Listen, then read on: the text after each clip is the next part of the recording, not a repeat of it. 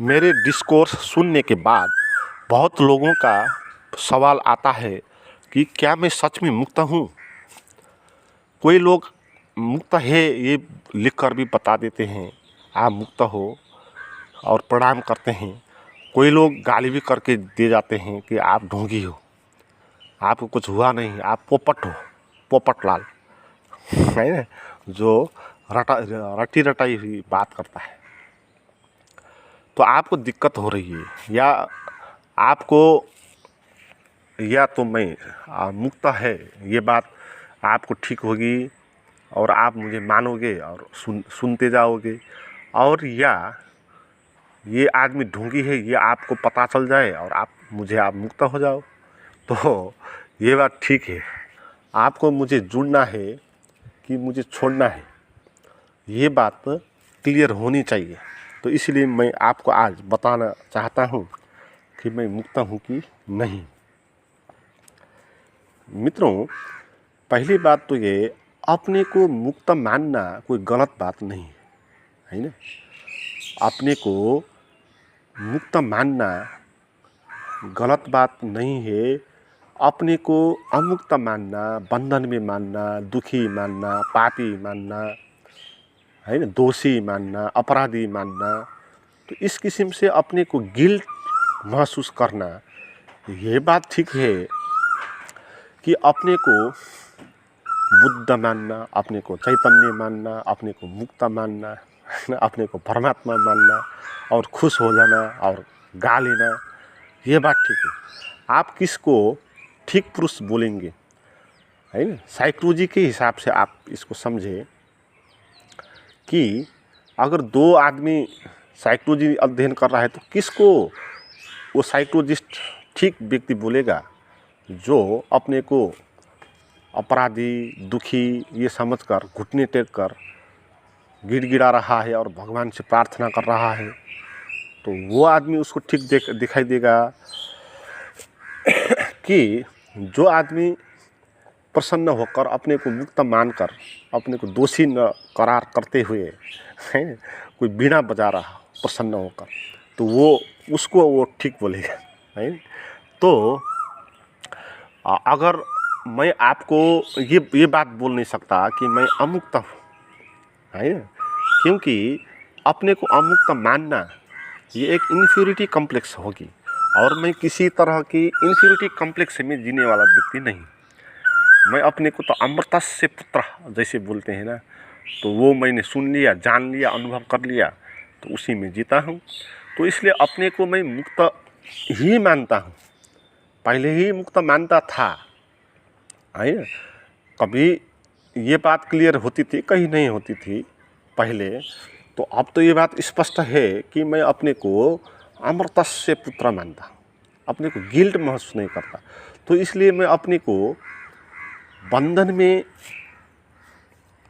हूँ बोल नहीं सकता है ना, मैं अपूर्ण हूँ बोल ही नहीं सकता, क्योंकि जो व्यक्ति प्रसन्न होगा है ना, जो व्यक्ति अपने स्वभाव को जानेगा, वो व्यक्ति अपने को तो नमस्कार करेगा ना। जैसे जनक बोलते हैं, अहो अहम मयो नयम, मेरा मुझको नमस्कार बोलते हैं तो हमारे भीतर इस किस्म का है परमात्मा, तो अपने को गिल्ट महसूस करना नहीं है। तो इसलिए वही व्यक्ति ये प्रश्न पूछ सकता है जो खुद अमुक्त है ना। किसी से जाकर तुम मुक्त हो कि नहीं हो ये पूछना, ये क्या बताती है आप बहुत वो मुक्त है नहीं है वो तो पता नहीं, मगर आप अमुक्त है, आप ज़्यादा तनाव में। अच्छा, जैसे आप देखें कोई एक आदमी बैठा है, कोई गुरु बैठा है, उससे जाकर वही व्यक्ति पूछेगा कि तुम मुक्त हो कि नहीं हो, जो खूब चिंता और तनाव से घिरा हुआ है। जो व्यक्ति खुश है वो उससे जाकर नहीं पूछेगा है। तो ये पूछने वाली बात, निर्णय करवाने वाली बात जो हमारे अंदर है, तो वो ठीक बात नहीं है। वो ये जताती है कि हम खुद ही एक इल्यूजन में है। तो अमुक्त हूँ ये बोल नहीं सकता और मुक्त हूँ ये भी बोल नहीं सकता है, ये भी गड़बड़ है बात। क्योंकि हमारे लिए मुक्ति का क्या अर्थ है? हम तो ये मानते हैं कि किसी विशेष दिन में किसी जगह पर ऐसा ऐसा कुछ घटना घटना होगा, है ना। कोई जगह होनी चाहिए समय होना चाहिए, परिवेश होना चाहिए आसपास, और वहाँ पर उसको अचानक से आकाश का दर्शन होना चाहिए, है ना। कुछ अचानक से उसके अंदर का जो है एनर्जी वो बाहर की एनर्जी से मिल जाना चाहिए और विस्फोट जैसा होकर वो बिल्कुल ही दूसरे आदमी वो बनना चाहिए। तो इस तरह का मुक्ति को हम मुक्ति मानते हैं, इनलाइटमेंट कहते हैं। तो इस तरह से भी कुछ एक दिन में ऐसा हुआ नहीं है, और ये मानता नहीं हूँ मैं कि एक दिन में ये हो सकता है। मैं ये मानता हूँ जो इस तरह से बताते हैं ना कि इस क्षण में इस दिन में मेरा ऐसा विस्फोट हुआ था, तो झूठ बता रहा है। क्योंकि वो मुक्ति का अनुभव विस्फोट होकर उत्पन्न होने वाली चीज़ नहीं है, क्योंकि वो विस्फोट हो चुकी है। वो परमात्मा का विस्फोट हो चुका है, अब होने वाली बात नहीं। हम परमात्मा में विस्फोट होकर ही पैदा हुए है ना। एक विस्फोटन है ना हमारा पैदा होना, तो इससे बड़ा और कोई विस्फोटन नहीं होगा। जो कुछ भी आपके पास है वो बाद में कहीं से नहीं आएगी, अब जो पहले थी वही आपको होगी। तो मुक्ति भी आपको पहले हो ही चुकी है, तो उसी का रिस्मरण होता है, धीरे धीरे होता है। वो बाहर से आने वाली चीज़ थोड़ी है कि आप बाहर से आई और उसके अंदर घुस गई और विस्फोट हो गया। ना तो उसको अंदर से आने वाली बात है क्या, अंदर और बाहर एक ही बात है ना। आप भी बाहर है, आपका शरीर भी तो बाहर है ना। तो ऐसा नहीं है कि आपके सर के पैर से कुछ एनर्जी ऊपर उठने लगी और 7 चक्र में प्रवेश करके सीधे आज्ञा चक्र से वो निकल गई बाहर और सब देखने लगी वो आर पार क्या है ये सब है। तो इस तरह का नहीं होगा।